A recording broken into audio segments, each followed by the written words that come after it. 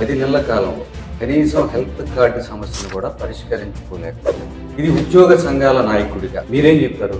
ప్రజలకు కూడా వాస్తవాలు తెలియాలి. గత 15 సంవత్సరాలుగా తన జోబులో డబ్బులు చెల్లిస్తూ తను చందా కడుతూ ఈ రోజు ఒక పెన్షనర్ గాని ఒక ఉద్యోగి గాని కనీసం ఈ రాష్ట్రంలో వైద్యం కూడా పొందలేని స్థితికి వెళ్ళాడు అంటే మేము సిగ్గుపడాలి. అదే సమావేశంలో ముఖ్యమంత్రి మీకు ఏం చెప్పారు? సంపద సృష్టించిన సంపదను అందరికీ పంచిపెడతాం అని చెప్పారు. ఇప్పుడు సంపద సృష్టించే ఈ క్రమంలో ఈ ప్రాసెస్ లో ఉండగా మీరు ఉద్యమం అంటారేంటి? వెసులుబాటు అంటే ఏదో 10 రోజులకో నెలకో 2 నెలలకో వస్తానుకున్నాం కానీ సంవత్సరం రోజుల దాకా కనీసం మా దిక్కు ముక్కు మమ్మల్ని చూసి పలకరించే దిక్కు కూడా లేరు, మాట్లాడేవాళ్ళు లేరు, చెప్పేవాళ్ళు లేరు. ఎవరైనా ఊరుకుంటారా సార్? ఒక్క 1000 రూపాయల బకాయి ఉంటే చొక్కా పట్టుకుని వసూలు చేస్తారు.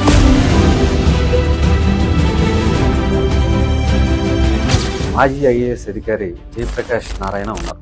ఇప్పుడు ప్రభుత్వాలు ఉద్యోగుల్ని తలకెత్తుకోకూడదు, ప్రజలకు కదా సేవ చేయాల్సింది, అది రాష్ట్ర ఖజానా మీద భారమే కదా, నిర్ణయాలు చేంజ్ అవ్వాలి అని ఉద్యోగుల్ని దోషిగా చూపించి మాట్లాడిన వీడియోలు మీరు కూడా చూసుకుంటారు. మీరేం చెప్తారు దానికి? కేంద్ర ప్రభుత్వం కూడా ప్రతి సంవత్సరం 16 లక్షల కోట్లు అప్పులు చేస్తుంది. ఈ రోజు 50 లక్షల కోట్లు బడ్జెట్ అయితే ఎందుకు తీసుకొస్తుంది 16 లక్షల కోట్లు? ఈ ప్రభుత్వం రాష్ట్ర ప్రభుత్వం 1,00,000 కోట్లు ఎందుకు తీసుకొస్తున్నారు ప్రతి సంవత్సరం? ఇది అడగమనండి. అగ్రెసివ్ గానే ఉంటుంది అయితే. తప్పకుండా.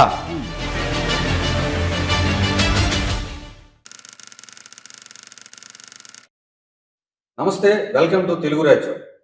ఏపీజేఏసీ అమరావతి చైర్మన్ బొప్పరాజు వెంకటేశ్వర్లు ఈరోజు మన ప్రత్యేకత. నమస్కారం సార్. నమస్తే సార్. ఎలా ఉన్నారు? నడుస్తా ఉన్నాం ఉద్యోగం వైపు. ఉద్యోగుల ఆశలు ఆశయాల కోసం ఇక లాభం లేదు అని ఉద్యమ దిశగా ప్రయాణంలో ఉన్నాం ప్రస్తుతానికి. 2025 అక్టోబర్ 18వ తారీఖున సీఎంతో సమావేశమయ్యారు. అవును. 60 రోజుల్లో హెల్త్ కార్డు సమస్యను పరిష్కరిస్తామని చెప్పారు. 10 నెలల కాలంలో కనీసం హెల్త్ కార్డు సమస్యను కూడా పరిష్కరించుకోలేకపోయింది. ఇది ఉద్యోగ సంఘాల నాయకుడిగా మీరేం చెప్తారు? 100% అది కరెక్ట్ అండి. ఎందుకంటే ప్రజలకు కూడా వాస్తవాలు తెలియాలి. గత 15 సంవత్సరాలుగా తన జోబులో డబ్బులు చెల్లిస్తూ తను చందా కడుతూ ఈరోజు ఒక పెన్షనర్ కానీ ఒక ఉద్యోగి కానీ కనీసం ఈ రాష్ట్రంలో వైద్యం కూడా పొందలేని స్థితికి వెళ్ళాడు అంటే మేము సిగ్గుపడాల్సిందే. ప్రభుత్వాలు ఏమనుకుంటాయో మాకు తెలియదు, వాళ్ళు ఎలా భావిస్తారో మాకు తెలియదు. ఇదే గౌరవ ముఖ్యమంత్రి గారికి 18/10/2025 జరిగినటువంటి చర్చల్లో చాలా స్పష్టంగా, అయ్యా మీరు ఆర్థికమైనటువంటి అంశాలు ఇప్పుడు చేయలేను, కొద్దిగా టైం ఏమని అడుగుతున్నారు. ఆర్థికేతర అంశాలు అంటున్నారు. బయటేమో ఉద్యోగులు సుమారు 30,000 కోట్ల బకాయిలు ఉన్నాయి, అవి ఎప్పుడు తీసుకొస్తారని మమ్మల్ని అడుగుతున్నారు. దానికా మీరు చెప్పడం లేదు. ఈ ప్రభుత్వం వచ్చిన తర్వాత సంవత్సరం రోజులు దాటింది అంటే ఆనాటికి వాటి విషయం ఊసెత్తట్లేదు. డిఏలు లేవు, ఐఆర్ లేదు, పిఆర్సి లేదు, ఏ సమస్యని మీరు ఎత్తట్లేదు. కనీసం హెల్త్ కార్డు 15 సంవత్సరాలుగా నాడు 2014-19లో మీరున్నప్పుడు కూడా 5 ఏళ్ళు కూడా ఇది వృధా అయిపోయింది. కాబట్టి హెల్త్ కార్డునన్నా కనీసం ఉపయోగపడే విధంగా చేయండి. ఎందుకంటే మా ఉద్యోగులు పనిచేసే వాళ్ళకన్నా రిటైర్ అయినటువంటి పెన్షనర్లకి ప్రాణవాయువు లాంటి కార్డు అది. అటువంటి ప్రాణవాయువులు ఈరోజు ఎందుకు పనికి రాకుండా మూలబడిపోయింది. ఏ ఒక్కరూ వైద్యం చేయట్లేదు.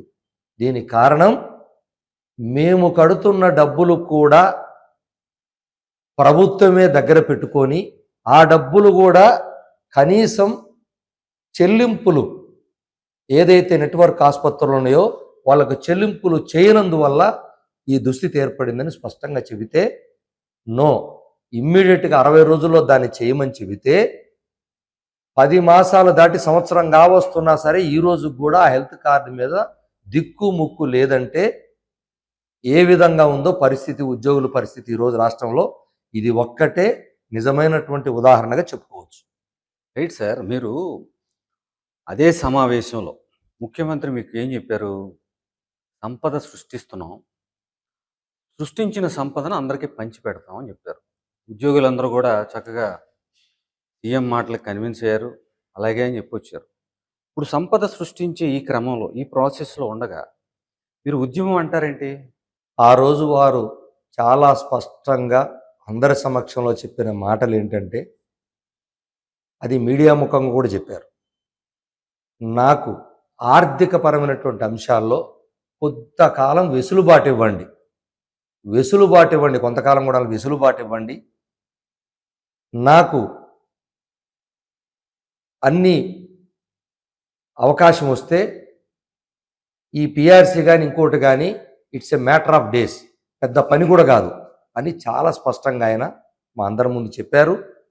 మేము కూడా వెసులుబాటు అంటే ఏదో 10 రోజులకో నెలకో 2 నెలలకో వస్తుంది అనుకున్నాం, కానీ సంవత్సరం రోజుల దాకా కనీసం మా దిక్కు ముక్కు మమ్మల్ని చూసి పలకరించే దిక్కు కూడా లేరు, మాట్లాడేవాళ్ళు లేరు, చెప్పేవాళ్ళు లేరు, ఎవరు చెప్పుకోవాలో తెలియదు, ఎవరు మా గోడు వింటారో కూడా తెలియని స్థితికి వెళ్తామని మేము అనుకోలేదు. అందుకనే విధి లేని పరిస్థితుల్లో ఒకవైపు వేల కోట్ల బకాయిలు పేరుకుపోతుంటే ఇది మళ్ళా ప్రజలకు తెలియాలి. మేమేదో ఉచితంగా కానీ లేదా అదనంగా కానీ లేదా బోనస్లు కానీ కాదు, మా జీత భత్యాల్లో మేము దాచుకున్నటువంటి డబ్బులు, జీతం తీసుకుంటూ డబ్బులు దాచుకుంటాం, ఆ డబ్బులు కూడా ప్రభుత్వాలు వాడుకొని ఈరోజు ప్రభుత్వం చెల్లించినట్టు చెప్తా ఉన్నారు. ఇది ఎంత దుర్మార్గం ఆలోచించండి. కాబట్టి మాకు రావాల్సినటువంటి వేల కోట్ల సంగాయి చెప్పేవాళ్ళు లేరు. ఎవరైనా ఊడుకుంటారా సార్? ఒక్క 1000 రూపాయల బకాయి ఉంటే చొక్కా పట్టుకుని వసూలు చేస్తారు. ఇన్ని వేల కోట్లు మీరే స్వయంగా జూలై 2024లో అసెంబ్లీ సాక్షిగా 28,000 కోట్ల పైచిలకు బకాయి ఉద్యోగులకు ఉంది అని ఆ రోజు నాటికి చెప్పారు. ఈ రోజుకి అయ్యంత పెరిగినాయి.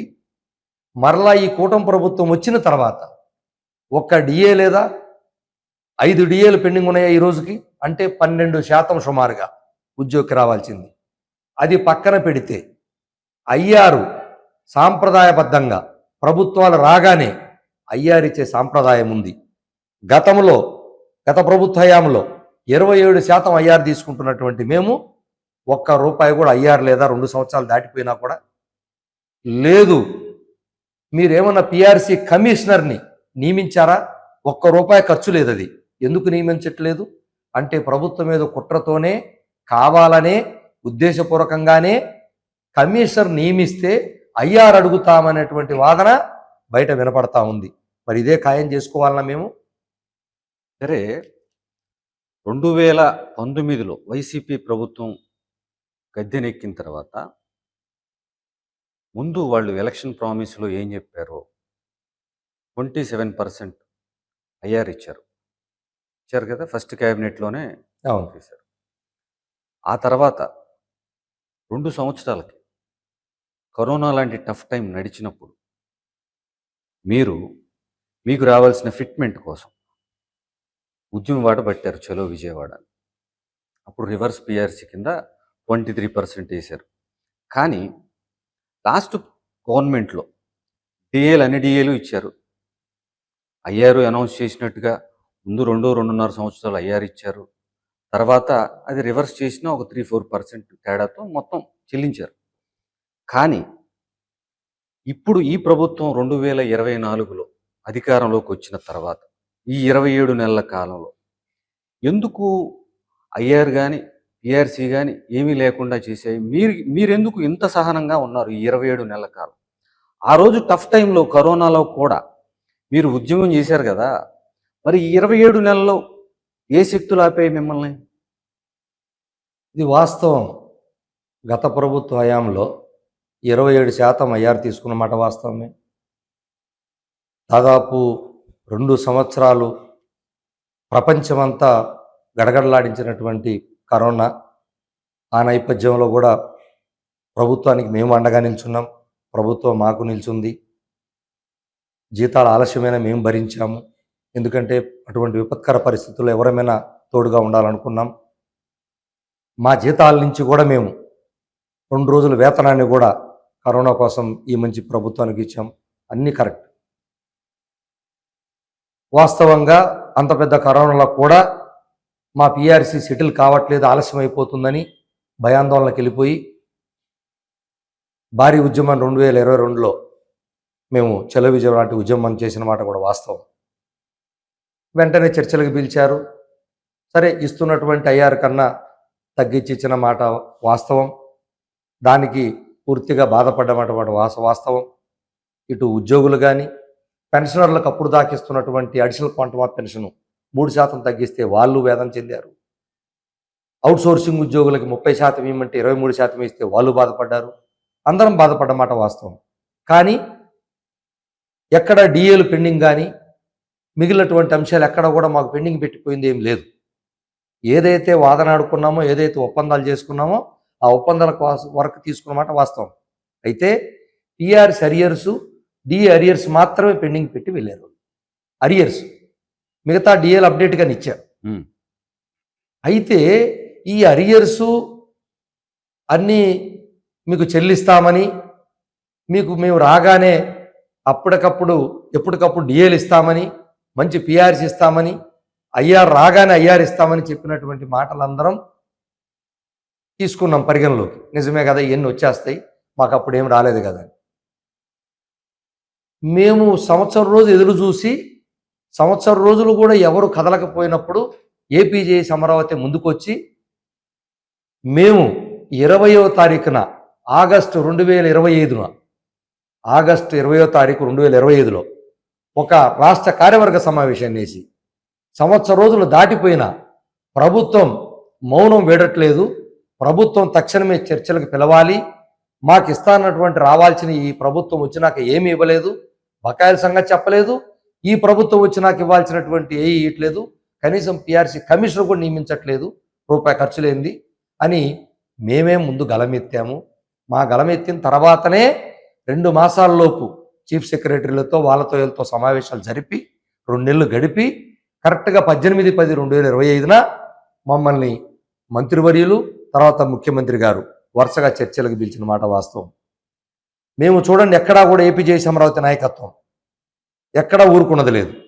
చూశాం, నెల పోయింది, 2 నెలలు పోయింది, ఒకవైపు పని ఒత్తిడితో నలుగుతున్నాం, విపరీతమైనటువంటి ఎన్నికల సంబంధించినటువంటి ఓటర్ లిస్టు ప్రిపరేషన్లు కానీ లేకపోతే ఇట్లా పని ఒత్తిడితో ఉద్యోగుల్ని ఒకవైపు దాంట్లో పడేశారు, ఒకవైపు ఆర్థిక ఒత్తిడిని ప్రవేశపెడుతున్నారు. ఈ 2 చూస్తూనే నాయకత్వం ఓర్పుతో కూటమి ప్రభుత్వం మనం కోరుకున్న ప్రభుత్వం కదా అని ఓపికతో ఎదురు చూసిన మాట కూడా వాస్తవమే. అంటే ఏదైనా ప్రభుత్వాలకి అడ్డగోలుగా వీళ్ళు రాగానే ఎట్లా ఇస్తారు, కొంత వాళ్ళకి వెసులుబాటు ఇవ్వాలి కదా అని ప్రజలు అనుకుంటారని, అలాగే స్వయంగా గౌరవ ముఖ్యమంత్రి గారే నాకు కొంత వెసులుబాటు ఇవ్వండి అని పోయిన సంవత్సరం క్రితం ఆయన అడిగిన మాట కూడా ప్రత్యక్షంగా మాకు డైరెక్ట్గా అడిగారు. సరే ఆయన అడిగారు కదా, కుటుంబ పెద్దగా మా గురించి పట్టించుకోకపోతాడా అనే ఒక నమ్మకంతో 1 నెల 2 నెలలు 3 నెలలు ఎదురు చూస్తూనే ఉన్నాం. ఇక లేని పక్షంలోనే జూన్ 7వ తారీఖున 2026 ఇక మేము భరించలేం, ఈ ఆలస్యాన్ని మేము ఇంకా భరించలేం అని ఏపీజేఎస్ అమరావతి 7వ తారీఖు జూన్ 2026న రాష్ట్ర కార్యవర్గ సమావేశం వేసి ఉద్యమ కమిటీని మేము ఫామ్ చేసాం. అదే రోజున ఫామ్ చేసి చేయగానేదో అడ్డగోలుగా ప్రభుత్వం మీదకి వెళ్ళిపోలేదు. మేము మళ్ళా పోయి చెప్పాం, అయ్యా మీరు ఇవ్వలేకపోతే, మీరేం చర్చలు పిలవకపోతే ఉద్యమ కమిటీ కూడా నియమించుకున్నాం, ఉద్యమానికి వెళ్లాల్సి వస్తుంది, మరలా వెళ్ళిన తర్వాత మీకు మాకు గ్యాప్ వస్తుంది, అది మళ్ళీ మంచి పద్ధతి కాదు, మేము ఫ్రెండ్లీ ప్రభుత్వంగా ఉంటామని చెప్పన్నారు, మేము ఫ్రెండ్లీగా ఉండటానికే సిద్ధమయ్యాం, మరి కనీసం మీరు చర్చలకు పిలిచి మీరు వెసులుబాటు కొంత ఇవ్వండి అన్నారు, ఇచ్చాము. అది 1 నెల 2 నెలల 3 నెలల చెప్పకుండా ఇలా వదిలేస్తే మేము ఉద్యోగుల నుంచి ప్రెజర్ పెరుగుతూ ఉంది, తట్టుకోలేకపోతున్నాం.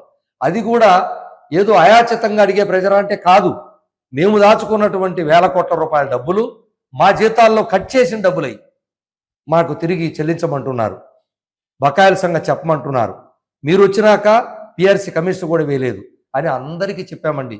ప్రభుత్వంలో పెద్దలకి, ఉన్నతాధికారులకి అందరి దృష్టికి తీసుకెళ్ళాం. ఏ ఒక్కరు కూడా చలనం లేదు. అందుకనే ఇక భరించలేమని మేము పోయిన నెల అంటే జూన్లో మొదలుపెట్టాం, జూలైలోనే మేము ఉద్యమానికి వెళ్తామని చెప్పని మొట్టమొదటి ఉద్యమ సన్నద్ధ సభని శ్రీకాకుళంలో శ్రీకారం చుట్టేదానికి వెళ్తుంటే 2 రోజుల్లో సభ ఉందనగాన 10వ తారీఖు కల్లా మమ్మల్ని చర్చలకు రమ్మని చెప్పి పిలిచారు ఏపీజేఎస్ అమరావతి. మంత్రులు పిలిపించి మీరు ప్రభుత్వం చాలా సానుకూలంగా ఉంది, ముఖ్యమంత్రి గారు వద్దన్నారు ఉద్యమానికి మీరు ముందుకెళ్తే మేము సెటిల్ చేయటం కష్టం, దానికి మళ్ళీ మీరే కారణమవుతారు, ఉద్యమానికి వెళ్తే మళ్ళా గౌరవ ముఖ్యమంత్రి గారు ఫీల్ అవుతారని చెప్పి మమ్మల్ని పిలిపించి 10వ తారీఖు 11వ తారీఖు 2 రోజులు చర్చలు చేసి మళ్ళా మేము అయ్యా మాతో కాదు ఉద్యోగ సంఘాలన్నీ పిలిపించండి అంటే పోయిన నెల 22వ తారీఖు అంటే జూలై 22న అన్ని సంఘాలతో చర్చలకి పెట్టి 5 మంత్రులు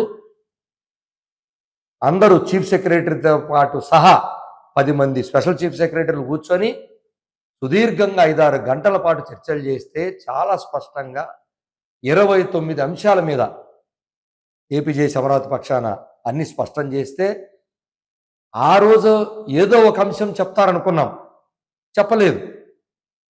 సరే వాళ్ళు ముఖ్యమంత్రి గారి యొక్క అనుమతి తీసుకొని చెప్తాము అని చెప్పి వెళ్ళిపోయారు, సంతోషపడ్డాం. అదే రోజు అడిగాం, అయ్యా మీరు ఆర్థిక శాఖ మంత్రుల్ని అడిగాం డైరెక్ట్గా, మీరు ఉద్యోగులకి ఖర్చు అంతా పెడుతున్నామని మాటను వాడుతున్నట్టుగా మాకు తెలుస్తుంది, దయచేసి మీరు ఆ మాట వాడద్దు, ఎందుకంటే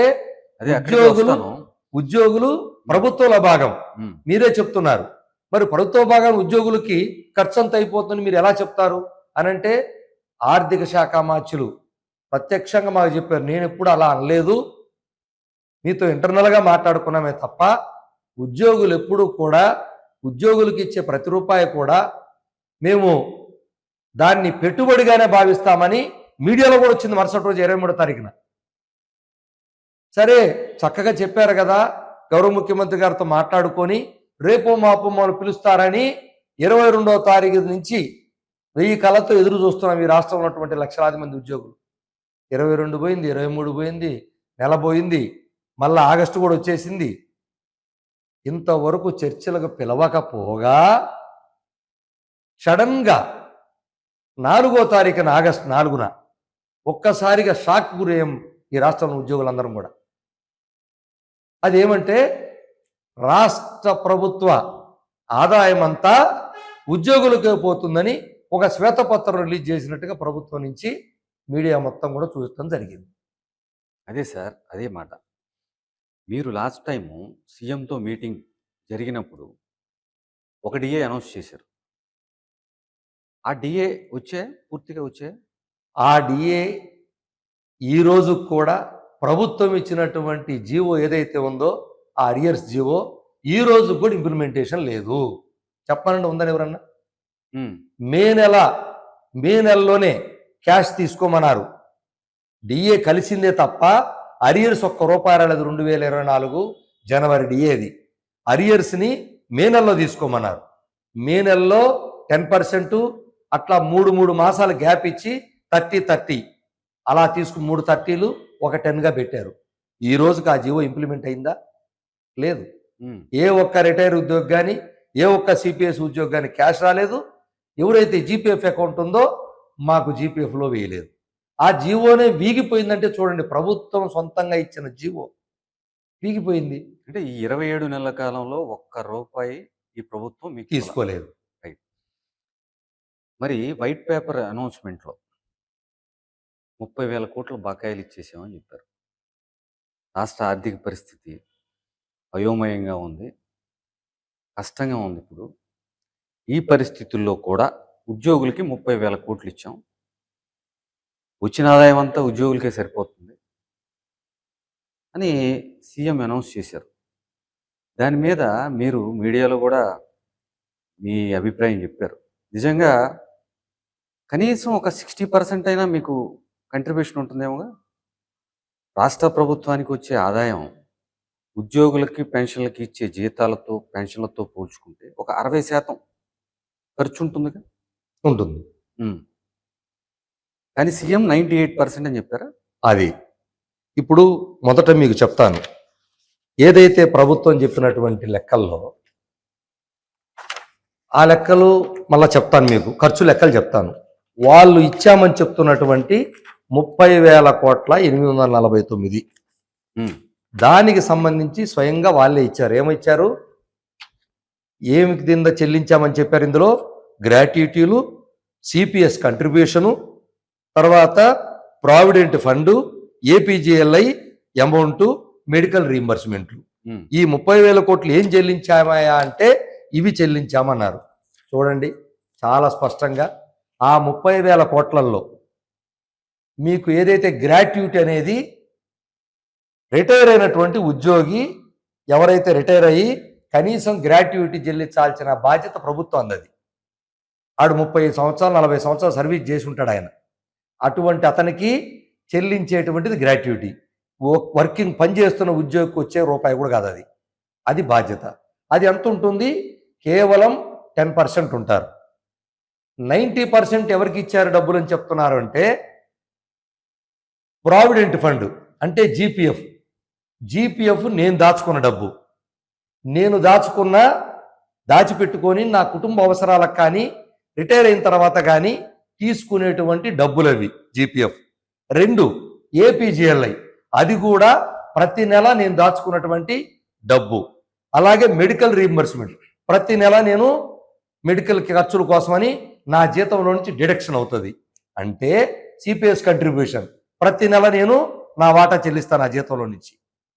నా జీతం ₹1,00,000 నెలకు అనుకుంటే ₹1,00,000 డిడక్షన్ అంటే గ్రాసు ₹1,00,000, డిడక్షన్స్ 20,000, నెట్ ఎంత నా చేతికి వచ్చేది 80,000.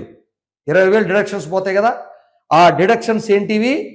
ఇవే GPF, APGLI, CPS contribution, medical రీయింబర్స్మెంట్లు. ఇవి మా యొక్క 20,000లో డిడక్షన్. అంటే నాకు ఇచ్చిన జీతంలో ఇచ్చేసావు కదా, ₹1,00,000 ఇచ్చినట్టే కదా రాసుకున్నావు.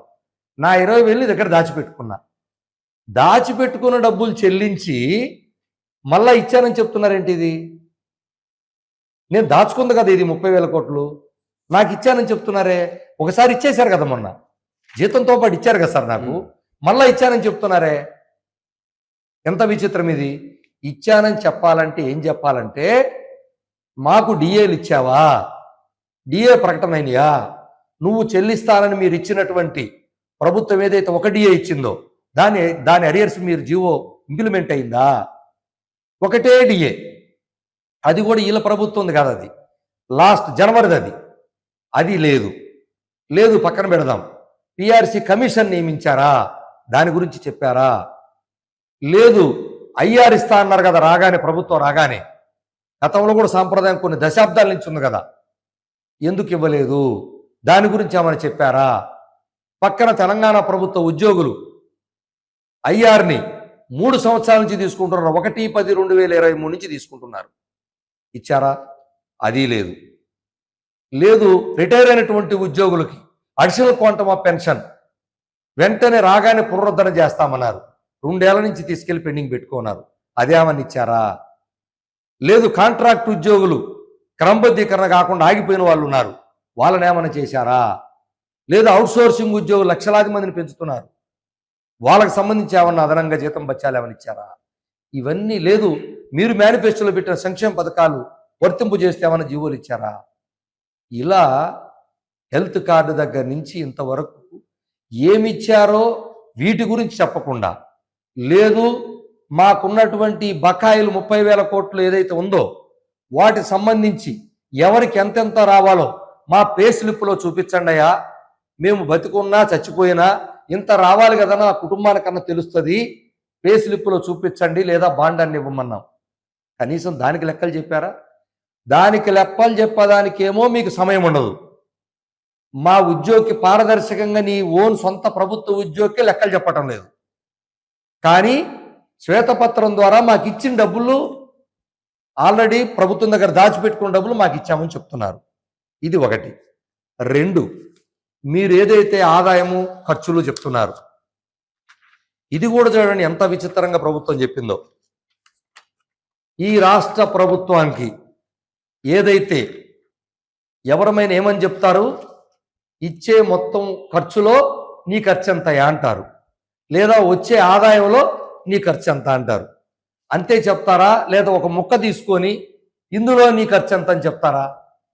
చెబితే మొత్తం ఖర్చులో ఉద్యోగుల ఖర్చు ఎంత, మొత్తం ఖర్చులో ఈరోజు 2,26,000 కోట్లలో నా ఖర్చు అని చెప్తున్నారు. మీరు 84,000 కోట్లు అని చెప్తున్నారు. అందులో మొత్తం ఉన్నాయి. అందరికీ ఒక్కరిది కాదు ఇది. ఇందులో ఎమ్మెల్యేలు, మంత్రుల జీతాలు, వాళ్ళకి ఇచ్చేటువంటివి, అలాగే నామినేటెడ్ పోస్టులు వాళ్ళయి, గ్రాంట్స్ నీడ్ వాళ్ళయి, అవుట్ సోర్సింగ్ వాళ్ళయి, అందరి ఉన్నాయి. అన్ని జీతాలు కలుపుకొని అందరి ఖర్చులు తీసేస్తే మీరు అనుకున్న ప్రొఫెషనల్ ఐటీ ఎక్స్పర్ట్స్ కూడా అవి ఎవరు వాడతారో ఎవరు పెట్టుకుంటారో మాకు తెలియదు, వాళ్ళవి కూడా దీంట్లో ఉన్నాయి 3,000 కోట్లు సంవత్సరానికి. ఇవన్నీ కలిపితే 84,000 కోట్లు. అంటే 2,26,000 కోట్లలో 84 కోట్లు కేవలం 37% ఖర్చులో. సరే, మీరు అనుకున్నట్టు ఆదాయంలోకి వెళ్దాం. మొత్తం ఆదాయం ఎంత మనకి? మీరు ప్రభుత్వం ఏం చెప్పింది ఆ రోజు? 4 రాష్ట్రాల ఉదాహరణ చూపించింది. తెలంగాణ, తమిళనాడు, కర్ణాటక, కేరళ. చూడండి ఎంత ఇది మభ్యపెట్టడము ప్రజలను కానీ ఉద్యోగులకు కానీ. 4 రాష్ట్రాలకు సంబంధించి ఉద్యోగుల ఖర్చుని ఆ రాష్ట్రాల్లో వచ్చే ట్యాక్స్ ఆదాయం మొత్తంలో ఖర్చును చూపించారు ఆ 4 రాష్ట్రాలకు మాత్రం. కానీ ఆంధ్రప్రదేశ్ రాష్ట్రానికి మాత్రం స్టేట్ ఓన్ రెవెన్యూ అని చూపించారు. ఎంత తప్పండి ఇది? ఎంత సత్యదూరం ఇది? 4 రాష్ట్రాలకేమో మొత్తం ట్యాక్స్ రెవెన్యూ చూపిస్తారా? ఆంధ్రప్రదేశ్కి వచ్చేకేమో స్టేట్ ఓన్ రెవెన్యూ చూపిస్తారా? ఇక్కడ ఒక మాట చెప్పండి. ప్రభుత్వం ప్రామిస్లు చేస్తుంది, హామీలు ఇస్తుంది. రేపు గవర్నమెంట్లోకి వస్తే అవి ఇవి చేస్తాం, ఉచిత పథకాలు ఇస్తామని. అది చేయాలా వద్దా అనేది వాళ్ళకున్న కమిట్మెంట్ ప్రకారం నడుస్తుంది. ఆ ఖర్చు వాళ్ళ కమిట్మెంట్ ఉంటే ఎక్కువ అవుతుంది, కమిట్మెంట్ లేకపోతే ఆ ఖర్చు తగ్గుద్ది. కానీ మీకు ఇచ్చే కమిట్మెంట్ మాత్రం ఖచ్చితంగా చేసి తీరాల్సిందే. ఎందుకు? ఎంప్లాయీస్ కాబట్టి, మీకు రాజ్యాంగం పరంగా వచ్చిన హక్కులు ఉన్నాయి కాబట్టి ఖచ్చితంగా మీకు ఏదైనా అనౌన్స్ చేస్తే అమలు చేసి తీరాల్సిందే కదా. అప్పుడు రాష్ట్ర ఆదాయంలో మీ ఖర్చును తీసి చూపించడం పెద్ద తప్పేం కాదని నేను అనుకుంటున్నా. మేము కాదనం. ఆ ఆదాయం అనేది మీరు న్యాయబద్ధంగా పారదర్శకంగా చూపించాలి కదా అంటున్నాను. మేము కూడా కాగు లెక్కలకి వెళ్ళేదాకా మాకు తెలియదు, మాకెవరు సెక్రటరియట్లో ఇవ్వరు కదా మాకు ఈ లెక్కలు. కాగులోకి వెళ్ళి చూసాం. కాగ్ అంటే controller auditor general of India. ఇది ప్రతి ఒక్క రాష్ట్రం అందులో అప్లోడ్ చేయాల్సిందే, ఖర్చులు, జమా ఖర్చులు ఎవరైనా సరే, ఇన్కము, ఎక్స్పెండిచర్. వాళ్ళయే మేము చెప్తున్నాం. మా తప్పైతే వచ్చి చెప్పమనండి, వాళ్ళు చూపించినవి. అందులో మీరు మమ్మల్ని మాకు ఆదాయం మొత్తం చూపించకుండా ఖర్చు ఎందుకు చెప్తున్నారు? ఆదాయం ఎంత? ట్యాక్స్ ఆదాయం మొత్తం చెప్పాలి కదా. మళ్ళీ మిగిలిన రాష్ట్రాలు ఎందుకు తక్కువ అని చెప్పారు? తెలంగాణ 40% ఖర్చు ఉంది, వాళ్ళు బాగా తగ్గించుకున్నారు, అందువల్ల అన్ని ఇవ్వగలుగుతున్నారని చెప్తున్నారు. తెలంగాణలో 40% అయితే తెలంగాణ ఉద్యోగులు, మా ఉద్యోగులు 40:58 రేషియోలో మేము విభజించబడ్డామా లేదా? రాష్ట్రం విడిపోయిన తర్వాత అంటే 58% మేము, 42% వాళ్ళు. మా ఖర్చు ఎంత ఉండాలి? వాళ్ళది 44 అయితే నాదెంత? మొత్తం మీ ట్యాక్స్ రెవెన్యూలో 58%. అది మేము చెప్పేది. సరిపోయింది కదా. ఎక్కడ ఎక్కువ ఉంది? కాబట్టి అది కూడా మళ్ళీ మొత్తం ఆదాయంలో చూపించామనుకోండి 47%. ఇంకా తగ్గుతుంది. 47% మొత్తం రెవెన్యూ అంటే వచ్చే ఆదాయం. మేము క్యాపిటల్ రెవెన్యూ జోలిపోవట్లేదు. క్యాపిటల్ అంటే అప్పులు తీసుకురావడం కానీ అవసరమైనవి, లేదా ఏదైనా కార్పొరేషన్లు ఏర్పాటు చేసి ప్రభుత్వం సంపాదన చేయటం కానీ, వాటి జోలి మాకు ఆదాయం వద్దు. కేవలం రెవెన్యూ, స్టేట్ రెవెన్యూ. ఏదది? ఎక్సైజ్ ద్వారా రానివ్వండి, ల్యాండ్ రెవెన్యూ ద్వారా రానివ్వండి, లేకపోతే స్టాంప్స్ అండ్ రిజిస్ట్రేషన్ ద్వారా రానివ్వండి, ట్యాక్సుల ద్వారా రానివ్వండి. ఎంత ఉంది? 1,41,000 కోట్లు. అది 1,78,000 కోట్లు ఈ రాష్ట్ర ఆదాయం సొంతంగా మనకు వచ్చేటువంటిది. ఇందులో ఇది 2025-26 26కే నేను చెప్తున్నాను స్పష్టంగా, ఇదే సంవత్సరానికి. అలాంటప్పుడు ఆ లెక్కలో మొత్తం నా ఖర్చు 1,78,000 కోట్లలో నా ఖర్చు 84,000 కోట్లు. ఎంత నా ఖర్చు అంటే? మొత్తం స్టేట్ లో ఉన్నటువంటి ఉద్యోగ వర్గం ఇంక్లూడింగ్ సెక్రటరియట్ లో ఉన్నటువంటి దాని దగ్గర నుంచి గ్రామ స్థాయిలో పనిచేసే ప్రతి ఒక్కరిది కలిపి 84,000 కోట్లు. ఎంత అయింది అప్పుడు? కేవలం 47%. మరి ఏ విధంగా మీరు 100% నుంచి నేను తగ్గించుకుంటూ వస్తా అన్నారు? తగ్గింది అంటే గత ప్రభుత్వ హయాంలో వాలంటీర్లు 2,50,000 మంది కూడా దీంట్లో వేసేవారు జీతం. ఆ వాలంటీర్ల జీతం తగ్గింది. లేదా ఎక్సైజ్ షాపుల దగ్గర ఉద్యోగాలు ఇచ్చారు గత ప్రభుత్వంలో. వాళ్ళు 40,000 మందిని వాళ్ళు తీసేశారు. కాబట్టి అది తగ్గు ఉంటుంది. అంతకు తప్పించి ఏ విధంగా తగ్గుతుంది? ఉమ్, ఉద్యోగులు ఎంతమంది ఉండాలనేది బాధ్యత ఎవరిది? పాలకులది. పాలకులు తప్పు చేస్తే ఆ తప్పుని ఉద్యోగుల మీద నెడతారా మీరు?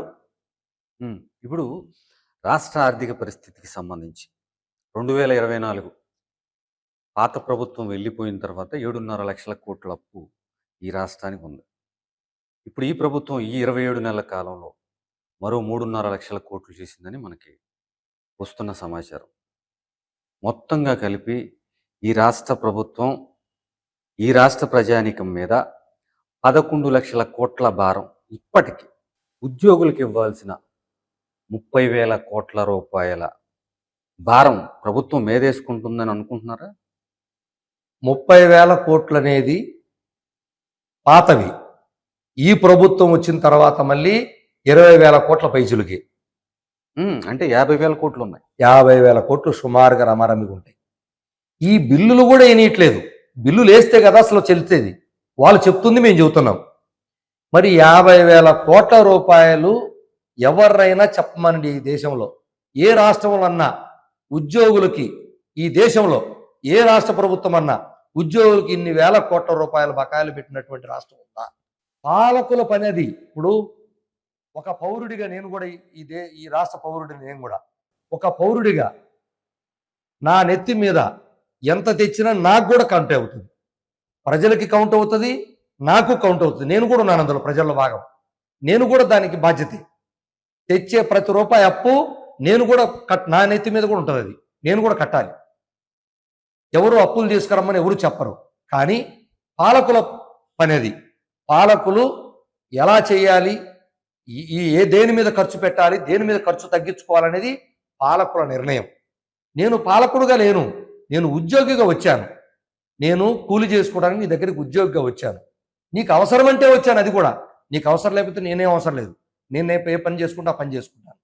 కానీ ఎక్కడైనా ప్రభుత్వం బయట కంపెనీలు కానీ ప్రైవేటు సంస్థలు కానీ ఎవరికైనా ఉద్యోగులు ఆ కంపెనీయో లేకపోతే ఆ షాపులోనో ఎక్కడైనా సరే జీతాలు ఇవ్వట్లేదు, లేబర్కి ఆపేసిందంటే ఇదే ప్రభుత్వం లేబర్ యాక్ట్ ప్రయోగించి మా ఆఫీసర్లందరూ వెళ్ళి వాళ్ళకి జీతాలు ఇచ్చేదాకా లేకపోతే వాళ్ళ కూలి ఇచ్చేదాకా ఒప్పుకోమే.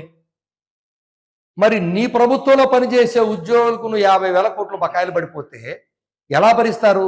అది కూడా ఆయాచితంగా వచ్చేది కాదు, అదనంగా ఇచ్చేది కాదు కదా. మాకెవరు లెక్కలు చెప్తారో చెప్పమని మాట్లాడే వాళ్ళు ఎవరైనా సరే, అది ప్రభుత్వంలో కానీ బయట వాళ్ళు కానీ, 50,000 కోట్ల బకాయిలు ఉన్నామయ్యా, మేము ఇవ్వలేకపోతున్నాము, ఎందుకు ఇవ్వట్లేదో చెప్పలేకపోతున్నాము చెప్పనండి ప్రజలకు వచ్చి బయట. ఇంత అన్యాయం కదా ఇది.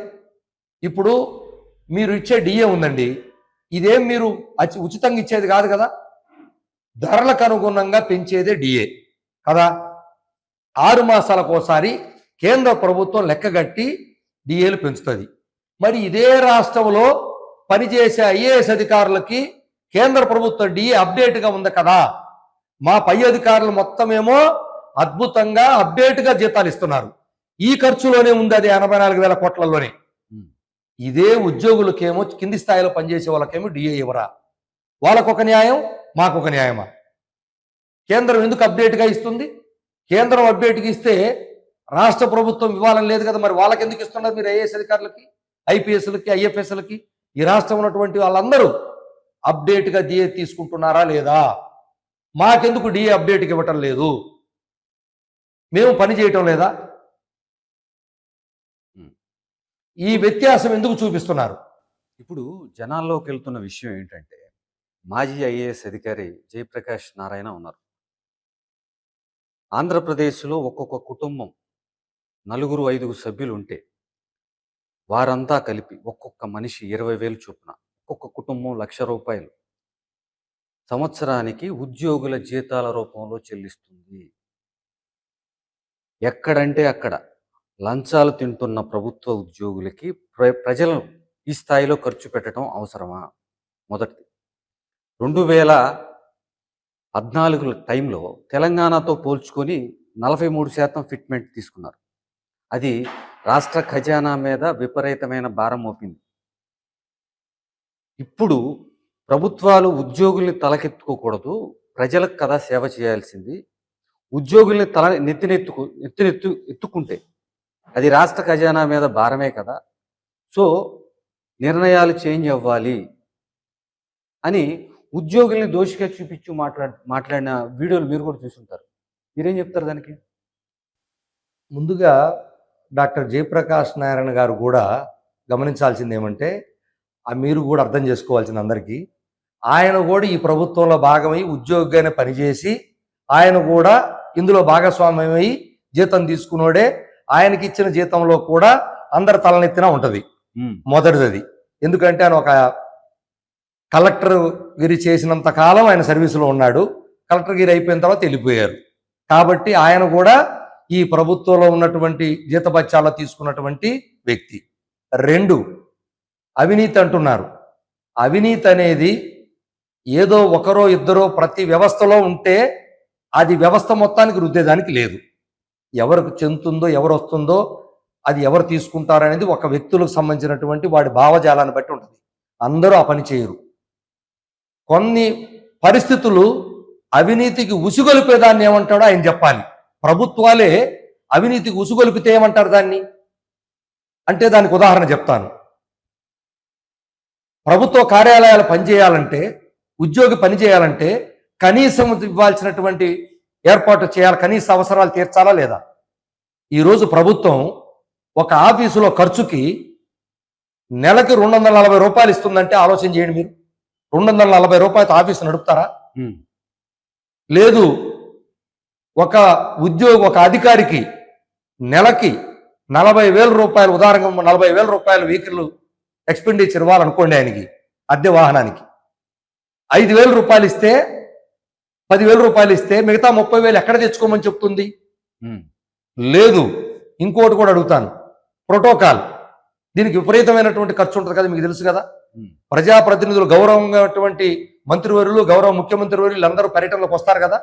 వచ్చినప్పుడు ఎంత బడ్జెట్ ఇస్తున్నారు, ఎంత ఖర్చు అవుతుంది, ఎవరన్నా లెక్కలు తీశారా? మీరు అయిన ఖర్చును అయినట్టు ఏమన్నా ఇస్తున్నారా?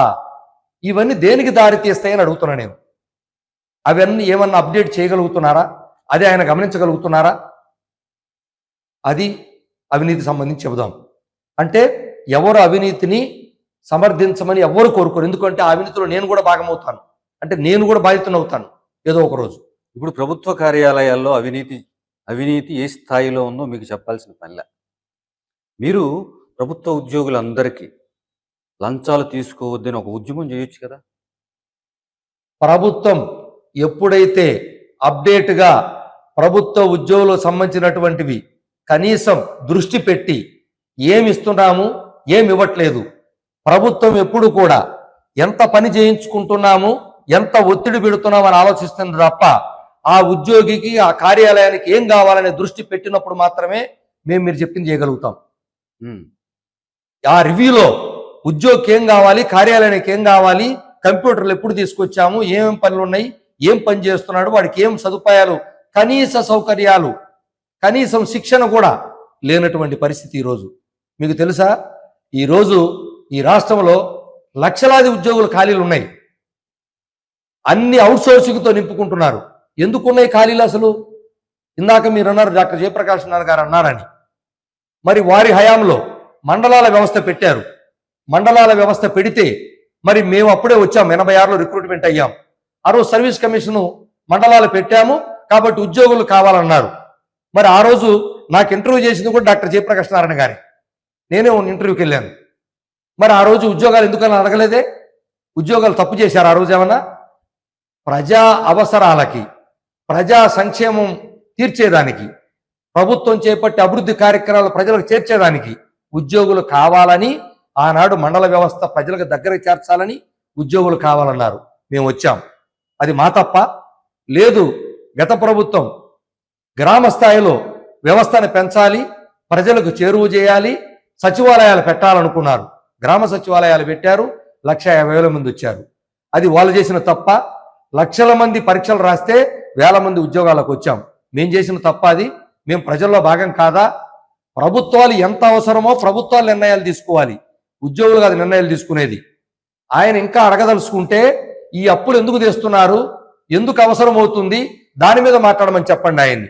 ఎందుకు ఈ రాష్ట్ర ప్రభుత్వాలు, కేంద్ర ప్రభుత్వం కూడా ప్రతి సంవత్సరం 16 లక్షల కోట్ల అప్పులు తెస్తుంది. ఈరోజు 50 లక్షల కోట్లు బడ్జెట్ అయితే ఎందుకు తీసుకొస్తుంది 16 లక్షల కోట్లు?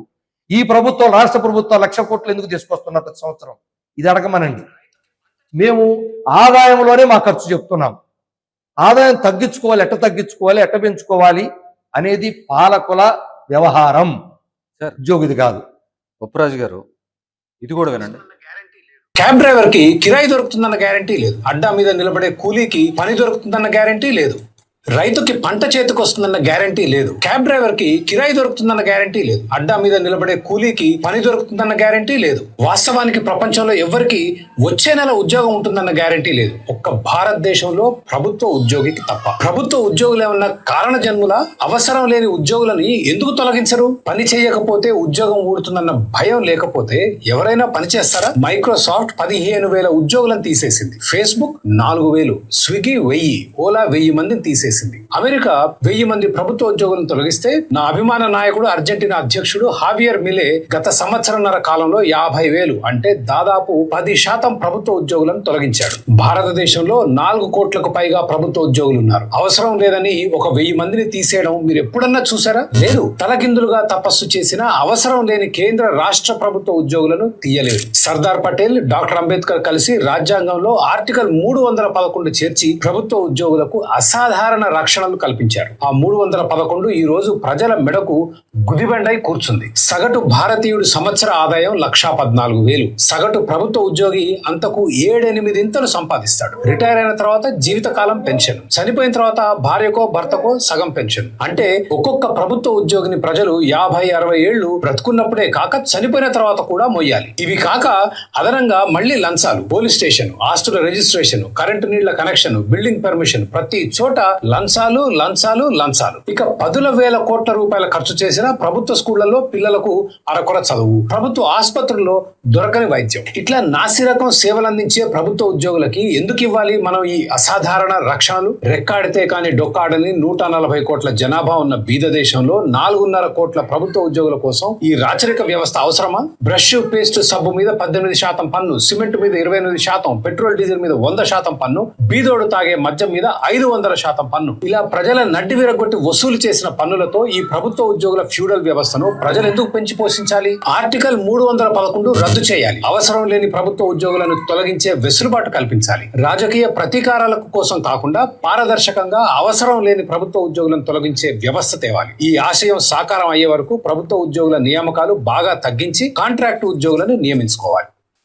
ఆయన ఏమంటారు విన్నారుగా. ఇప్పుడు సెంటర్ ఫర్ లిబర్టీ సంస్థ నడుపుతున్న నలమోదు చక్రవర్తి గారు ఇప్పుడు ఆయన చెప్పేదాని ప్రకారం ఏం చెప్తాడంటే, రాజ్యాంగమే విపరీతంగా ప్రభుత్వ ఉద్యోగులకు అవకాశం కల్పించింది, పనిచేయనటువంటి వాళ్ళు అవసరమా, వీళ్ళకి ఇన్ని రక్షణలు అవసరమా అని మాట్లాడుతున్నారు. రాజ్యాంగమే తప్పంటాడు ఆయన? రాజ్యాంగం రాసిందే తప్పంటాడా అంబేద్కర్ గారు?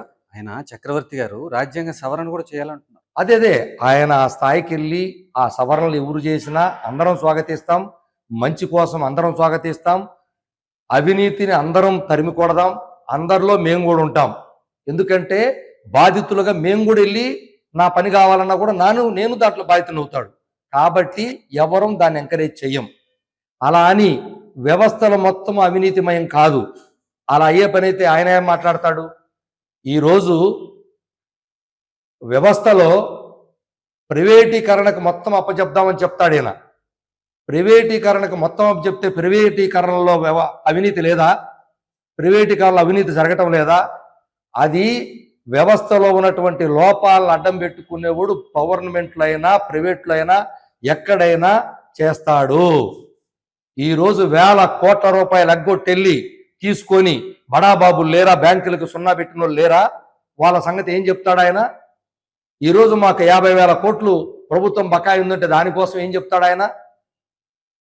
అలాగే ప్రైవేటీకరణలకు మొత్తం అప్పజెప్పేసేసి ఏజెన్సీలకు ఇచ్చేసి భూములు కూడా మెయింటైన్ చేద్దామంటాడు ఆయన.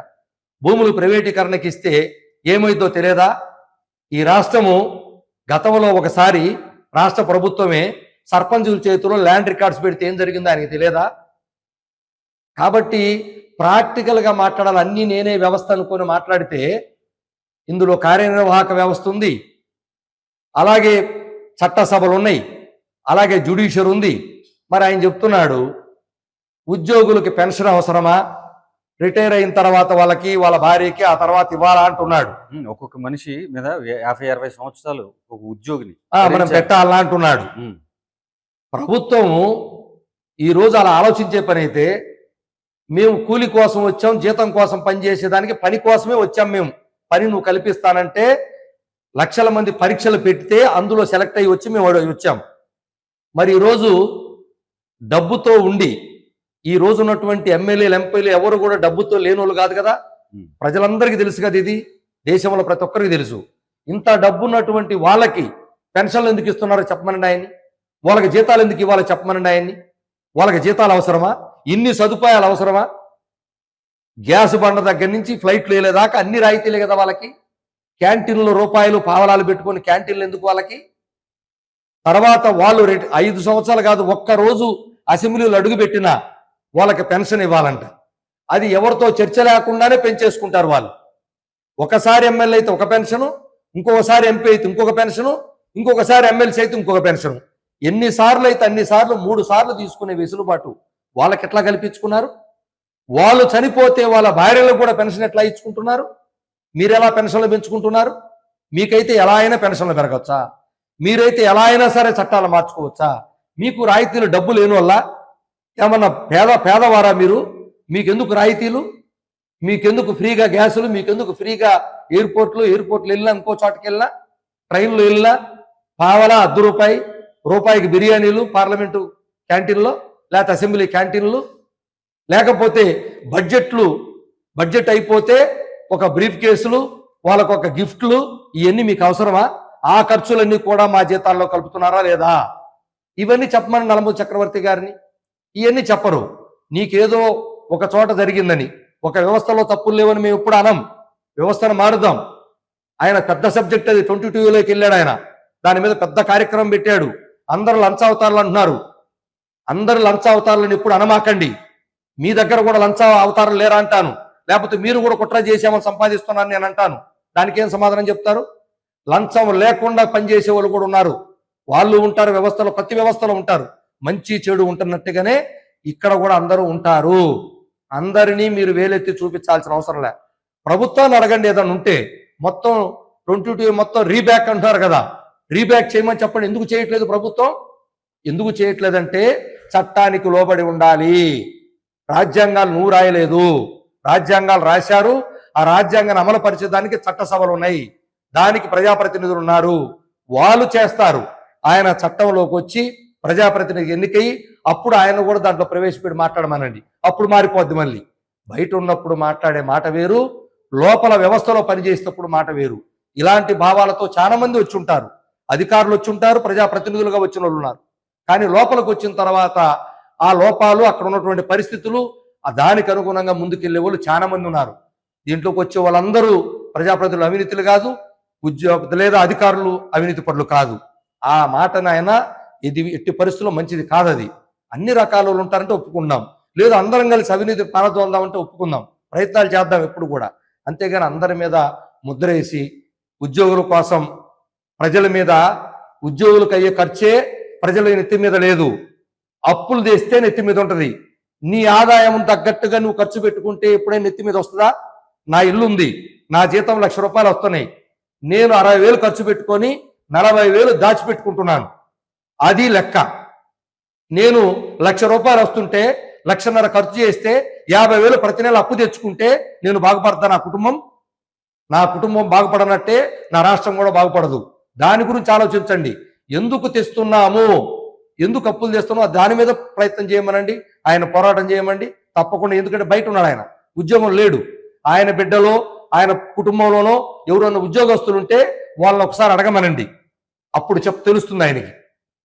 ఓకే, 30,000 కోట్లు, 40,000 కోట్లు, ఇప్పుడు మీరు చెప్తున్న కొత్త నెంబరు 50,000 కోట్లు. ఇప్పుడు ఇది కన్ఫర్మ్ నెంబరు. 50,000 కోట్లు ఉద్యోగులకి రావాల్సిన బకాయిలు, అంతేనా? 50,000 కోట్లు తక్కువ లేకుండా 5 డిఏలు రావాలి, టీఆర్సీ లేదు. 5 డిఏలు ప్రకటన చేయాలంటే 12%. మీకు స్పష్టంగా చెప్తున్నాను, 12% డిఏలు ఇప్పుడు రావాలి. ప్రకటన అంటే 100కి 12 రూపాయలు. తర్వాత మేము తెలంగాణ ఉద్యోగులతో పోల్చుకుంటాం. ఎందుకంటే తెలంగాణ ఉద్యోగులు మేము మొన్నటి వరకు కలిసి ఉన్నాం, ఒకటే అక్కడ ఇక్కడ ఇంకా ఉంటానే ఉన్నారు కలిసి. సో ఆ ఉద్యోగి గతంలో అతనికి పిఆర్సీ ఫిట్మెంట్ చేసినప్పుడు 30% చేశారు, మాకు 23% అయింది. అంటే 7% అదనంగా తీసుకుంటున్నాడు. మళ్ళీ ఈ 3 సంవత్సరాల నుంచి అదనంగా 5,600 రూపాయలు 5% తీసుకుంటున్నాడు. 7 + 5 ఎంత? 12%. ప్లస్ తెలంగాణ ఇంక్రిమెంట్ ఒకటి 13% తెలంగాణ ఉద్యోగి యాజ్ ఇట్ ఈజ్గా నాకన్నా ఎక్కువ తీసుకుంటున్నాడు. ప్లస్ 13 ఇప్పుడు ఎంత రావాలి మళ్ళా డిఎల్ నాకు? 12%. 13, 12 ఎంత? 25% నష్టంతో నడుస్తున్నానండి. 25% అంటే ₹1,00,000 25% ఎంత? 25,000. 1,25,000 అంటే 25,000 నేను 3 సంవత్సరాలుగా ఇంటూ లెక్కేసుకోండి, 36 నెలలు. ఎన్ని లక్షలు నేను లాస్ అవుతున్నాను ఈ ఉద్యోగి ఈ రాష్ట్రంలో. ఎందుకు నేను నష్టపోవాలి ఇంత నష్టం చెప్పండి? అన్యాయం కదా ఇది. నా నోటి కాడ నా కుటుంబం నేను కష్టపడి పని చేస్తే వచ్చే దాని దగ్గర నువ్వు తీసుకోవడానికి నువ్వెవరు? నేనేమైనా అదనంగా అడిగితే నన్ను క్వశ్చన్ చేయి, బోనస్లు ఇవ్వమంటే క్వశ్చన్ చేయి, ఉచితంగా ఇవ్వమంటే క్వశ్చన్ చేయి. వాళ్ళని ఉచితంగా తీసుకునే వాళ్ళు క్వశ్చన్ చేయమని నన్ను కాదు చేయాల్సింది. నేను కష్టపడటానికి వచ్చాను, ఇక్కడ పని చేయడానికి వచ్చాను. తప్పు చేశాను అనుకోండి తీసేయండి, మీకు అవసరం లేదనుకోండి తీసేయండి, దానికి ఇబ్బంది లేదు. ఆ చట్టాలు ఎప్పుడున్నాయి కదా. రాజ్యాంగం అన్ని కల్పించింది, హక్కులతో పాటు బాధ్యతలు కూడా ఇచ్చింది. ఆ బాధ్యతలు నేను విస్మరిస్తే నన్ను పక్కా పంపించే అధికారం ప్రభుత్వానికి ఉంది కదా. తప్పు చేస్తే ఎందుకు ఉంచుతారు నన్ను? ఆదాయం ఎక్కువ సంపాదించినా కూడా నన్ను ఉద్యోగంలో నుంచి తీసేస్తారు. కానీ బయట వాళ్ళకు ఉందా ఫెసిలిటీ? అనుకుతున్నా నలమూర్తి చక్రవర్తి గారిని. నేను ఆదాయం ఎక్కువ సంపాదిస్తే ఎక్కువ ఆదాయం కింద నన్ను బుక్ చేస్తారు. నిన్ను బుక్ చేస్తున్నారా? వేల కోట్లు, లక్షల కోట్లు సంపాదించుకుంటూ పోతున్నారే, అప్పులు పెట్టుకుంటూ పోతున్నారే, ఏమన్నా చేస్తున్నారా? ట్యాక్స్ని 12 నెలలకు గాను 9 నెలలు మాత్రమే నేను జీతం తీసుకుంటున్నా. 3 నెలలు టెన్షన్గా ప్రతి నెల ట్యాక్స్ రూపంలో ప్రభుత్వం నా దగ్గర నుంచి డిడక్ట్ చేసుకుంటుంది. ట్యాక్స్ కట్టనటువంటి ఎగ్గొట్టే వాళ్ళ సంగతి చెప్పండి నలమూర్తి చక్రవర్తిని. వాళ్ళ సంగతి అడగమనండి. నేను టెన్షన్ కడుతున్నాను, లేదు లంచం తీసుకుంటే ఏసీబీకి పట్టుకోమనండి. అదే పని ఇచ్చింది కదా ఏసీబీ, ఉన్నది అదే, అందుకే కదా. దేనికోసం ఉంది ఏసీబీ? మరి చేయమనండి, తప్పేం లేదు. ఎవరైనా పీడిస్తే ఆ పని చేస్తారు వాళ్ళు, దానికి వ్యవస్థలు ఉన్నాయని చెప్తున్నాను. మీరు అందరూ లంచగొండలని చెప్పి అనడంతో లంచం తీసుకునే వాళ్ళు మంచోళ్ళు వాళ్ళందరూ కూడా ఆత్మ బాధపడిద్ది, వాళ్ళు మానసిక క్షోభ పెట్టడం తప్పు. అది ఎవరికా హక్కు లేదు. మీకేమి ఇచ్చారు హక్కుని? మమ్మల్ని నిజాయితీగా ఉండే వాళ్ళని బాధ పెట్టే హక్కు మీకు ఇవ్వలేదు కదా. అందరినీ అవినీతి పనులు అనకూడదు, అది తప్పని చెప్తున్నాం. ఓకే సార్, ఇప్పుడు అసెంబ్లీ సమావేశాలు జరుగుతున్నాయి. ఈలోపే మీ ఉద్యమ కార్యాచరణ 28వ తారీఖు ఏదో సమావేశం పెట్టి తర్వాత షెడ్యూల్ రిలీజ్ చేస్తూ ఉంటున్నారు కదా. ఏమో ఈలోపు గవర్నమెంట్ నుంచి పిలుపు వస్తే ఆగుతారా ఉద్యమ కార్యాచరణ? ఆపేది చర్చలు సానుకూలంగా అయితేనే ఆపేది, అంతే తప్ప చర్చలకు పిలిచినంత మాత్రాన్ని ఆపేయరు. చర్చలకు పిలిచి మా డిమాండ్స్ ఏదైతే మేము పక్కాగా ప్రభుత్వానికి 22వ తారీఖు చర్చలు చేశామో ఆ అంశాల మీద అన్నిటి మీద చర్చలు జరపాలి. చర్చలు సానుకూలంగా ఉద్యోగులకు అనుకూలంగా ఉంటే తప్పకుండా మీ ఉద్యమం చేయాలని ఏదో వెళ్ళాలని ఎవరికి ఉండదు సార్ అది. ఎందుకంటే ఉద్యమం చేయటం చిన్న విషయం ఏం కాదు, మాకు ఇబ్బందులు ఎదురవుతాయి అన్నీ ఒకసారి వెళ్ళిన తర్వాత. కాబట్టి ఉద్దేశపూర్వకంగా ఉద్యమం చేయాలని ఎక్కడా లేదు. అనివార్యమై ఎవరు పలకనప్పుడు 2 సంవత్సరాలు దాటి ఎదురు చూసి కూడా ఈ ప్రభుత్వం వచ్చిన తర్వాత ఒక్క రూపాయి కూడా మాకు రాకపోగా మా డబ్బులు మేము దాచుకున్న డబ్బులకు వడ్డీ ఇస్తారండి వీళ్ళు? ఈ బకాయిలు 30,000 కోట్లు వాళ్ళే అనౌన్స్ చేశారు కదా అసెంబ్లీ సాక్షిగా. మరి ఆ వడ్డీ ఇస్తారు ఎవరైనా 30,000 కోట్లకి? ఆ 30,000 కోట్లు అరియర్స్ పెరుగుతూ ఉంటాయి కదా ప్రతి సంవత్సరం. ఎవరు ఇస్తారు దానికి డబ్బులు? నేను కోర్టుకు వెళ్తే మొత్తం వడ్డీతో సహా ఇచ్చేయమని చెప్పింది కదా వెస్ట్ బెంగాల్లో.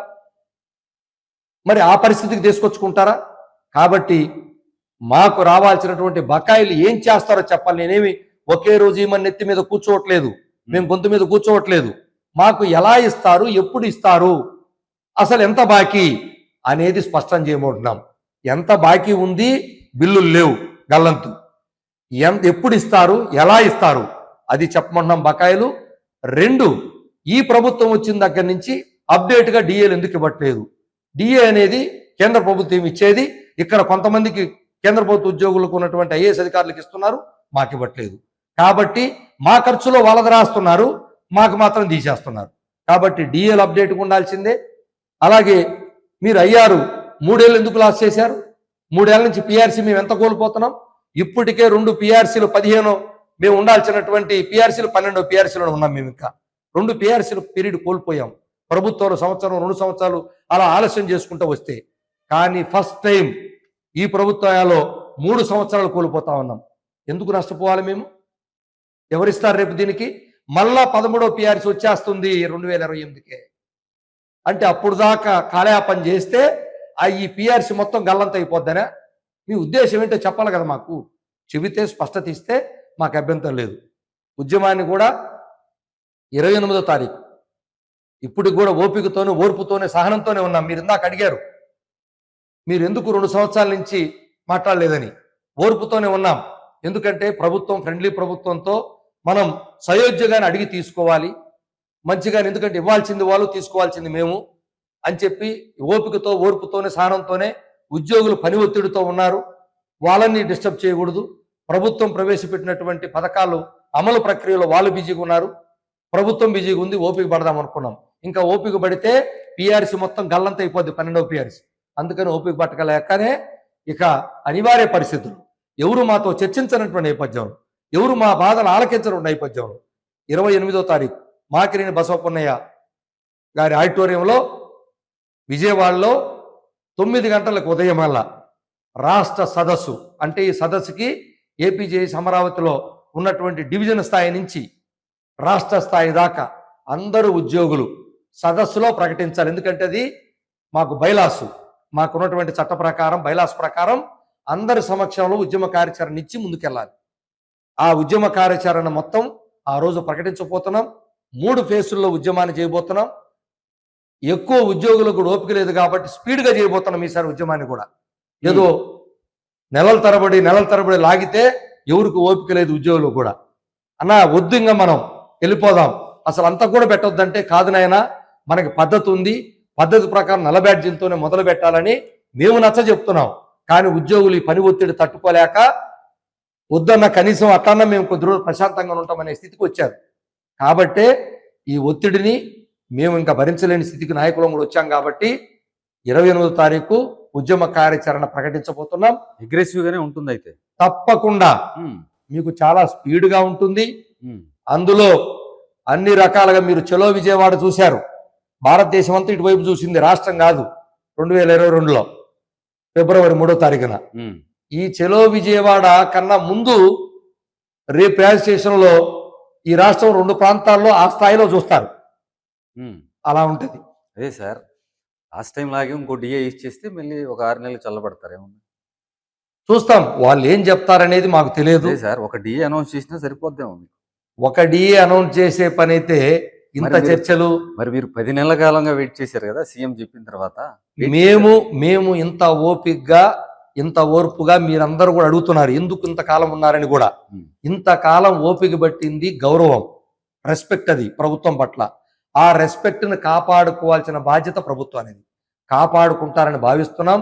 మాకు ఉద్యమం చేయటమే ప్రధానం కాదు, మా ఉద్యోగులకు రావాల్సినటువంటి న్యాయబద్ధంగా మేము దాచుకున్న డబ్బులు మాకు తెచ్చుకోవాల్సిన బాధ్యత ఉంది.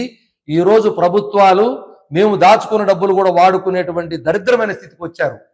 కాబట్టే మేము దాచుకున్నవి మేము ఎప్పుడు కావాలంటే అప్పుడు దాచిపెట్టుకొని ట్రస్టీగా పబ్లిక్ అకౌంట్లో ప్రభుత్వం దగ్గర దాచిపెట్టిన డబ్బులు ఎట్లా వాడుకుంటారండి వీళ్ళు?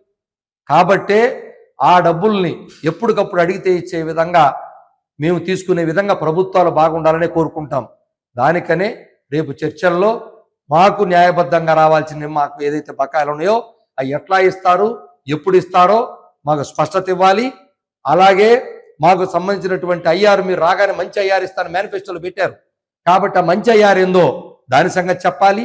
అలాగే మాకు ఇప్పుడు వరకు మీరు ఇవ్వాల్సినటువంటి డిఏలు ఏదైతే ఉన్నాయో 5 డిఏలు మేము తోటి అధికారులు తీసుకుంటుంటే మేమెందుకు చూస్తూ కూర్చోవాలో ప్రతి ఉద్యోగి అర్థం చేసుకోవాలి. ఇప్పుడు మన పైన ఉన్నతాధికారులందరూ డిఏలు తీసుకుంటున్నారు, నేనెందుకు తీసుకోకూడదు అనేది ప్రతి ఉద్యోగులు ఇప్పుడు వచ్చేసింది. కాబట్టి మా డిఏ సంగతి చెప్పాలి. అలాగే పిఆర్సి కమిషనర్ని 3 ఏళ్లు లాస్ చేశారు. పక్కన తెలంగాణ ప్రభుత్వం 12% మాకన్నా ఎక్కువ జీతం తీసుకుంటున్నారు కాబట్టి దాని సంగతి చెప్పాలి. అడిషనల్ క్వాంటమ్ ఆఫ్ పెన్షన్దారులు ఆశగా ఎదురు చూస్తున్నారు 4.5 లక్షల మంది ఈరోజు. వాళ్ళకేం చేస్తారో చెప్పాలి. కాంట్రాక్ట్ అవుట్సోర్సింగ్లు, గ్రామవార్డు సచివాలయ ఉద్యోగులు వీళ్ళందరి సమస్యల్ని స్పష్టంగా మాకు అడ్రస్ చేయాలని చెప్పి మేము కోరుతున్నాం. సరే, ఇప్పుడు ఉద్యమ కార్యాచరణ గురించి కూడా ఇందాక అనౌన్స్ చేశారు కదా, ఎలా ఉండబోతుంది అగ్రెసివ్గా? అంటే మాకు గతంలో మాకు పద్ధతులు ఉన్నాయి. ఎందుకంటే ప్రభుత్వంకి మేము ఉద్యమ నోటీసు జారీ చేసే దగ్గర నుంచి మొదలవుతుంది. ఆ సభ అయిన వెంటనే 2 రోజుల్లోనే ఫస్ట్ గౌరవ సిఎస్ గారికి మేము నోటీస్ ఇవ్వాలి. అది మా బాధ్యత, తప్పకుండా ఇచ్చి తీరాలి. పద్ధతులు ఇవన్నీ కూడా సిస్టంలో భాగం. సో వారికి నోటీస్ ఇచ్చి 1 వారం గ్యాప్ ఇవ్వాలి. గ్యాప్ ఇచ్చి మేము షెడ్యూల్ పెడతాం. ఈలోపు కూడా ప్రభుత్వం పిలిస్తే పిలుస్తుంది, లేకపోతే లేదని అది ఇచ్చేటువంటి సాంప్రదాయం. ఆ సాంప్రదాయాల్ని పాటిస్తూనే ఉద్యమ రూపకల్పన అనేది 3 ఫేసుల్లో తయారు చేస్తున్నాము. ఇంకా ఆ ప్రక్రియలో ఉన్నాము. ఆ ప్రక్రియలో మేము ఈసారి మీరు గమనించాల్సింది, ఉద్యోగులు అందరూ ఆ సంఘాల ఈ సంఘాలను చూసే పరిస్థితి కూడా లేదు. కింద ఉద్యోగులు ఎప్పుడెప్పుడు అని ఎదురు చూస్తున్నారు. ఎందుకు ఇంత అన్యాయం జరుగుతుంది, ఇన్ని వేల కోట్లు మనకు ఎప్పుడు ఇస్తారు, ఒకవేళ మనం తీసుకోకుండా ఏదన్నా జరిగితే ఆ డబ్బులు ఎవరు తీసుకోవాలనే పరిస్థితి కూడా ఈరోజు తెలియని పరిస్థితికి వెళ్ళాము. పక్కన తెలంగాణ ఉద్యోగం కన్నా మనం వేల రూపాయలు లాస్ అవుతున్నాము. కాబట్టి పోరాటం రండి అని మమ్మల్ని ఇష్టం వచ్చినట్టు ఇప్పుడు మీ వీడియో చూస్తే కింద రాస్తారు, ఇంకేందిరా బొప్పిగా ఎంతసేపు, నువ్వు ఎమ్మెల్సీ తీసుకుంటున్నావా, లేకపోతే నువ్వేమన్నా సూట్ కేసు తీసుకున్నావా, ఇన్ని అంటే ఆవేదన తప్పులేదు వాళ్ళ ఆవేదనలో, అంటే ఆలస్యం భరించలేకపోతున్నారు వాళ్ళు. కాబట్టి ఉద్యమం చాలా తీవ్రంగానే సాంప్రదాయంగా ఏదైతే చేస్తున్నామో అవి పాటిస్తూనే స్పీడ్గా ఉద్యమాన్ని నడుపుతాం. ఓకే, ఇప్పుడు ఉద్యోగులకు సంబంధించిన సమస్య మీద కనీసం ఒక ప్రశ్న లేకపోతే బాగోదు. ఉద్యోగులు చాలా తీవ్రమైన ఒత్తిడిలో ఆత్మహత్యలు, గుండెపోట్లు ఎక్కువైపోయాయి. ఎందుకు మరి ఈ మధ్య కాలంలో మరి ఎక్కువగా కనిపిస్తున్నాయి? దానికి ప్రధానమైనటువంటి కారణాలు 2. మొదటిది తీవ్రమైనటువంటి పని ఒత్తిడి. ఈ తీవ్రమైనటువంటి పని ఒత్తిడి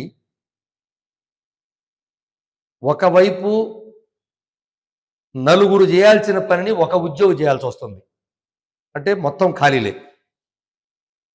ఈ నలుగురు చేయాల్సిన పనిని ఒకటి చేసేటప్పుడు పని ఒత్తిడి పెరుగుతుంది. అలాగే ఏదైతే చేయాల్సిన పనిని, ఉదాహరణకి ఒక పనిని 10 రోజుల్లో చేయాల్సి ఉంటే 2 రోజుల్లో చేయాలని టార్గెట్లు పెట్టడం, టార్గెట్ పెట్టి ఒత్తిడి పెట్టి ఇది ఇన్ని రోజుల్లోనే పూర్తి చేయాలని ఒత్తిడి పెట్టడం. దీనితో ఆ వ్యక్తి పరిస్థితి ఎట్టుందంటే సమీక్షలతోనే వాడు నాశనం అయిపోతున్నాడు. కింది స్థాయి, ఉదాహరణకు ఒక చిన్న స్థాయి ఉద్యోగి కింద గ్రామ స్థాయి అనుకుందాం. ఆ గ్రామ స్థాయి ఉద్యోగి పైన 4-5 టెలికాన్ఫరెన్స్లు పెడతారు రోజుకి. ఏం తట్టుకుంటాడు వాడు? పని చేయనియాలి కదా అసలు. అయిందా అయిందా అయిందా అయిందా అయిందా అని అందరూ ఒత్తిడి పెట్టడంతో ఈ పని ఒత్తిడి తట్టుకోలేక మానసిక ఒత్తిడికి గురవటం ఒకటైతే, 2 ఆర్థిక ఒత్తిడి, అంటే అతనికి 1 రూపాయి కూడా జీతం పెరక్కపోవడం. ఈ ప్రభుత్వం వచ్చిన నుంచి 1 రూపాయి పెరిగింది లేదు కదా. ఆ పెరక్కపోవడంతో ఖర్చులు విపరీతంగా పెరిగినాయి. జీతం ఎందుకు పెరగలేదని అంత అనుకోవచ్చు. జీతం పెరగకపోతే పర్వాలేదు, నువ్వు ధరలు తగ్గించాలి కదా. ధరలు ఆకాశాన్ని ఉంటుతున్నాయి. ఈ మధ్య పశ్చిమాసియాలో వచ్చినటువంటి యుద్ధ వాతావరణం ఫలితంగా ఈ ఆంధ్రప్రదేశ్లో విపరీతంగా ద్రవ్యోల్బణం వచ్చిందని రీసెంట్గా ఇచ్చినటువంటి పత్రికలు నేను స్పష్టంగా చూశాను. 7% వెళ్ళిపోయింది తెలంగాణ, ఆంధ్ర. భారతదేశంలో నార్త్ రాష్ట్రాల్లో 4%, 5% ఉంటే ఇక్కడ మాత్రం తెలంగాణ, ఆంధ్రాలో 6.7 నుంచి 7% వెళ్ళిపోయింది. గ్రామీణ ప్రాంతాల్లో ఇంకా ఎక్కువ ఉంది. మరి ఎలా వాడు కంపీట్ చేయాలి? పని ఒత్తిడి ఉంది, జీతం పెరగదు, ఖర్చులు పెరిగినాయి. ఆ స్ట్రెస్లోకి వెళ్ళిపోయి మనిషి రకరకాలుగా ఆలోచన చేస్తున్నాడు. అయితే నేను ఉద్యోగులకు అప్పీల్ చేసేది ఏమంటే, అది మంచి పద్ధతి కాదు, అది మీకు ప్రత్యామ్నాయం కాదు. ఆత్మహత్యలు ఎప్పుడు కూడా నీ కుటుంబాన్ని దారుణమైన స్థితికి నెట్టివేయబడుతుంది. ఇంకా నీకన్నా దారుణంగా వెళ్ళిపోతారు. నువ్వు ఉంటే నువ్వు సాధించుకొని, మనం సాధించుకొని ఇంకా కుటుంబాన్ని మెరుగైన స్థితికి తీసుకెళ్ళచ్చు. కానీ నువ్వు ఆ పని చేసినందువల్ల నీ కుటుంబం ఇంకా అధపాతాళానికి వెళ్ళిపోతుంది. ఒక్కసారి కుటుంబం అర్థంగా గందరగోళానికి వెళ్ళిపోతుంది. కాబట్టి అది మంచి పద్ధతి కాదు. తప్పకుండా మనకు పని ఒత్తిడి తగ్గించే పని కానీ, లేదు ఆర్థిక ఒత్తిడిని తగ్గించేదానికి ప్రభుత్వాల నుంచి రావాల్సినటువంటి మన విషయాల్లో కానీ ఉద్యోగ సంఘాలు ఎప్పుడు ముందుంటాం. ఆ ప్రత్యామ్నాయ అటువంటి మార్గాలను ఎంచుకోవద్దని ఉద్యోగులందరికీ కూడా పిలుపునిస్తా ఉన్నాము. అట్ ది సేమ్ టైం ప్రభుత్వానికి కూడా చెప్తా ఉన్నాం, దయచేసి పని ఒత్తిడి తగ్గించండి. మొదటి నుంచి ఉన్నటువంటి మీ మీద ఉన్నటువంటి అపవాదం అదే, ప్రభుత్వం మీద పని ఒత్తిడి పెరుగుతూ ఉంటుందని. సమీక్షలు పెరుగుతూ ఉన్నాయి. ఫ్రీగా వదిలేయండి. ఒక పని చెప్పి ఆ పని ఎన్ని రోజుల్లో చేస్తారో కింది స్థాయిలో, క్షేత్రస్థాయిలో పనిచేసే ఉద్యోగులు అడగండి.